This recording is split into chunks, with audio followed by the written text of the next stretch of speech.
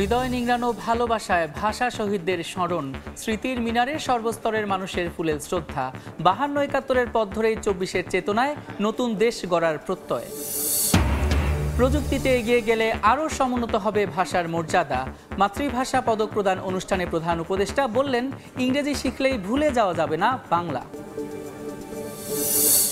এবং শুধু সংস্কার করে দেশের পরিবর্তন হবে না, দরকার রাজনৈতিক সংস্কৃতির বদল, বললেন আমির খসরু। ভোটের আগেই শেখ হাসিনার মানবতা বিরোধী অপরাধের বিচার দাবি জামায়াতের।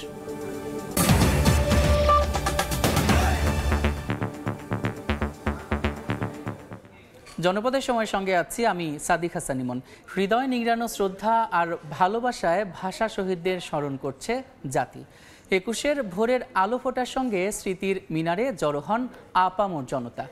যাদের আত্মত্যাগে বাঙালি পেয়েছে ভাষার অধিকার, তাদের প্রতি শ্রদ্ধা জানাতে কেন্দ্রীয় শহীদ মিনার পরিণত হয় জনসমুদ্রে। সর্বস্তরের মানুষের ফুলে ভরে ওঠে শোক আর অহংকারের শহীদ বেদি।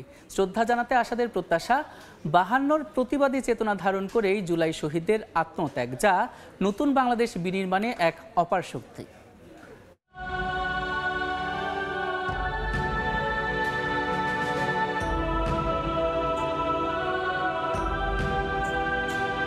কারো হাতে একটি ফুল, কারো হাতে এক গুচ্ছ। খালি পায়ে শহীদ মিনারমুখী লাখো মানুষের কণ্ঠে বিষাদ মাখা চিরচেনা সেই গান।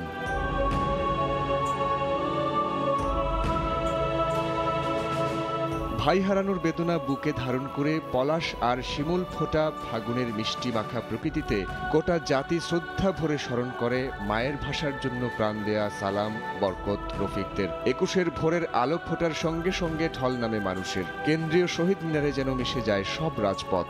শ্রদ্ধা, ভালোবাসা আর মমতার ফুলে ভরে ওঠে শোক আর অহংকারের প্রতীক স্মৃতির মিনার। বাবার হাত ধরে শ্রদ্ধা জানাতে আসা ছোট্ট শিশুটিও জানে, সেদিন ভাষার জন্য জীবন দিয়েছিলেন বাংলার দামাল ছেলেরা। আমি চাই বাংলাদেশ অনেক সুন্দর ভালো থাকুক। 52-তে পাকিস্তানি শাসকের বুলেটের সামনে দাঁড়িয়েছিল বাঙালি জাতি। মুখের সে ভাষা, মায়ের ভাষা, প্রাণের বর্ণমালা, কথায় রূপ নেয়ার যে স্বাধীনতা, তাকে আর কেড়ে নিতে দেবে না জেগে ওঠা লাখো প্রাণ। এই দেশটাকে সুন্দরভাবে রাখার জন্য আমাদের যতটুকু যা করার দরকার করব। এই বাংলাদেশ একটা নতুন বাংলাদেশ হোক, যেখানে থাকবে না কোনো শোষণ। শ্রদ্ধা জানাতে আসা মানুষের আশা, 52-71-এর পথ ধরে 24-এর গণ অভ্যুত্থান আগামীর বাংলাদেশ বিনির্মাণে এক অপার শক্তি। এই শক্তি আর সম্ভাবনার বাস্তব রূপ দিতে প্রয়োজন সুন্দর পরিকল্পনা আর রাজনৈতিক ঐক্য। যদি আমরা 71-কে অস্বীকার করি, 24-কে তারাই অস্বীকার করবে। সো দুইটাই আমাদের কাছে গুরুত্বপূর্ণ। বৈষম্যহীন বাংলাদেশ এবং সমতার বাংলাদেশ। ভাষা শহীদদের প্রতি শ্রদ্ধার সেই মিছিলে ছিলেন ভিনদেশীরা। স্মৃতিটুকু ফ্রেমবন্দিও করেছেন কেউ কেউ। A great moment for me also to be here and to celebrate with you the National Mother Language Day. আমাদের ন্যাশনাল ফ্ল্যাগটা একই রকম। 21-এ আসা আমার একটা স্বপ্ন এবং বাঙালি পরিচয় আমার কাছে খুবই গুরুত্বপূর্ণ পরিচয়।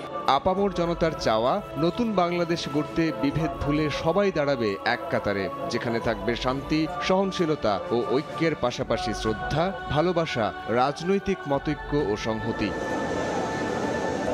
শহীদ মিনার প্রাঙ্গণে হাজারো মানুষ শ্রদ্ধা নিবেদন শেষে একটি দাবি রেখে গেছেন, যেন আগামীর বাংলাদেশ বিনির্মাণে রাজনৈতিক কারণে আর একটি প্রাণও ঝরে না পড়ে। জাতীয় শহীদ মিনার প্রাঙ্গণ থেকে সাইফুল রুদ্র, সময় সংবাদ, ঢাকা। মর্যাদা রক্ষায় ভাষা আন্দোলন সূচিত হলেও স্বাধিকার প্রতিষ্ঠাই ছিল এর মূল চেতনা। বর্তমানে প্রযুক্তি খাতে এগিয়ে গেলে ভাষার মর্যাদা আরও সমুন্নত হবে। আন্তর্জাতিক মাতৃভাষা ইনস্টিটিউটে আয়োজিত এক অনুষ্ঠানে এসব কথা বলেছেন প্রধান উপদেষ্টা ডক্টর মোহাম্মদ ইউনূস। এবছর আন্তর্জাতিক মাতৃভাষা জাতীয় পদক পেয়েছেন ভাষা বিজ্ঞানী অধ্যাপক আবুল মনসুর, মোহাম্মদ আবু মুসা, জোসেফ ডেভিড উইন্টার এবং প্যারিসে বাংলাদেশ দূতাবাসকে দেয়া হয় পদক। এ সময় প্রধান উপদেষ্টা বলেন, ইংরেজি শিখলেই ভুলে যাওয়া যাবে না বাংলা ভাষা। স্কুলে পড়ার সময় প্রত্যেক ছাত্রকে অন্তত একটি ভিন্ন ভাষা শেখা বাধ্যতামূলক করা হয়। ছাত্ররাও আনন্দ সহকারে সেটা করে থাকে। ইংরেজি শিখলেই বাংলা ভুলে যেতে হবে, এরকম কোনো চিন্তা তাদের কারো মাথায় আসে না। আমরা দ্রুত গতিতে নতুন পৃথিবী সৃষ্টি করে চলেছি। এই জন্য মূলত নিত্য নতুন প্রযুক্তি প্রধানত দায়ী। প্রযুক্তির প্রাধান্যের সঙ্গে আসে ভাষার প্রাধান্য। যে দেশের প্রযুক্তি পৃথিবীতে প্রাধান্য অর্জন করতে থাকবে, তার সঙ্গে প্রাধান্য অর্জন করতে থাকবে প্রযুক্তিদাতা দেশের ভাষা। সময় অ্যালটেক অ্যালুমিনিয়াম, গড়ে উঠছে আগামীর শহর। শুধু সংস্কার করে দেশের পরিবর্তন হবে না, দরকার রাজনৈতিক সংস্কৃতির বদল। বিকেলে চট্টগ্রাম নগরীর এম.এ. আজিজ স্টেডিয়ামে জিমনেশিয়াম মাঠে অমর একুশে বইমেলার আলোচনা সভায় একথা বলেন বিএনপির স্থায়ী কমিটির সদস্য আমির খুরশু মাহমুদ চৌধুরী। আমরা যারা সম্মিলিতভাবে ৩১ দফা প্রণয়ন করেছি, আমরা সবাই মিলে সেটা বাস্তবায়ন করব। সুতরাং সংস্কারের গল্প আমাদেরকে বলার দরকার নেই। শুধুমাত্র সংস্কার করে বাংলাদেশের পরিবর্তন হবে না, রাজনৈতিক সংস্কারে আমাদেরকে মনোযোগী হতে হবে।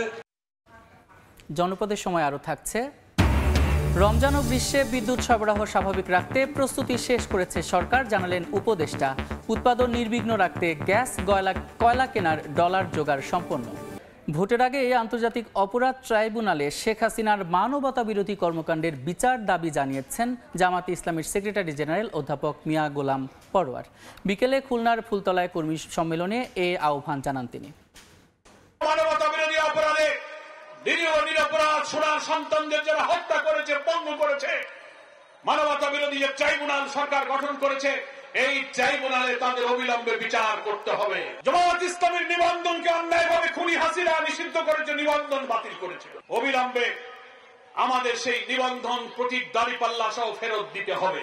জামাত ইসলামীর ভারপ্রাপ্ত secretary general ATM Azharul Islam 14টা বছর কারাগারে তিলে তিলে আছে। এই মামলা বাতিল করো, আজহার ভাইকে মুক্তি দাও। দেখছেন জনপদের সময়। আসন্ন রমজানে ও গ্রীষ্ম মৌসুমে বিদ্যুৎ সরবরাহ স্বাভাবিক রাখতে সব প্রস্তুতি নেওয়া হয়েছে বলে জানালেন বিদ্যুৎ, জ্বালানি ও খনিজ সম্পদ মন্ত্রণালয়ের উপদেষ্টা মোহাম্মদ ফজল কবির খান। বিকেলে সিরাজগঞ্জে 68 মেগাওয়াট সোলার পাওয়ার প্ল্যান্ট পরিদর্শন শেষে একথা জানান তিনি। বিদ্যুৎ উৎপাদনের, জ্বালানি, গ্যাস, কয়লা ক্রয়ের ডলার সংস্থান এবং বিদ্যুৎ কেন্দ্রের বাৎসরিক পরিচালনার বিষয়ও সম্পন্ন করা হয়েছে বলে জানান উপদেষ্টা। বলেন, অনাকাঙ্ক্ষিতভাবে কোনো বিদ্যুৎ কেন্দ্র বন্ধ না হলে এই খাতে সমস্যা হবে না।